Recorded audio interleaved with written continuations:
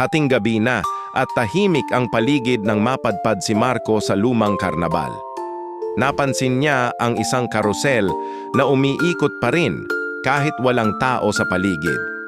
Nilapitan niya ito, napukaw ng malamig na hangin at kakaibang liwanag mula sa mga ilaw na hindi bumibitaw sa dilim. Wala siyang narinig kundi ang tunog ng umiikot na musika, parang nag-aanyaya sa kanya na sumakay. Sa kabila ng kaba, hindi niya mapigilang umakyat sa isang kabayo.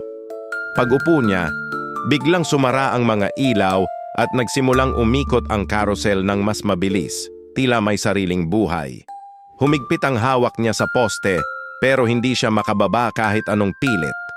Ang paligid ay nagdilim at ang musika ay naging parang bulong ng mga nawawalang kaluluwa na nagmumulto sa hangin. Napansin niyang may mga anino sa salamin, mga matang nakatitig ng walang buhay at bibig na pawang sumisigaw ng walang tunog. Pilit siyang sumisigaw, pero walang boses na lumalabas mula sa kanyang lalamunan. Habang umiikot, napansin niyang ang bawat ikot ay parang binubura ang kanyang alaala. Unti-unting nawawala ang mga piraso ng kanyang pagkatao. Hanggang sa unti-unti siyang naglaho na parang naging bahagi na rin ng carousel, isang aninong nakakulong sa walang katapusang pag-ikot. Sa huling ikot, isang bagong pasahero ang sumakay at si Marco ay isa na sa mga aninong nakatingin mula sa salamin, naghihintay ng susunod na biktima.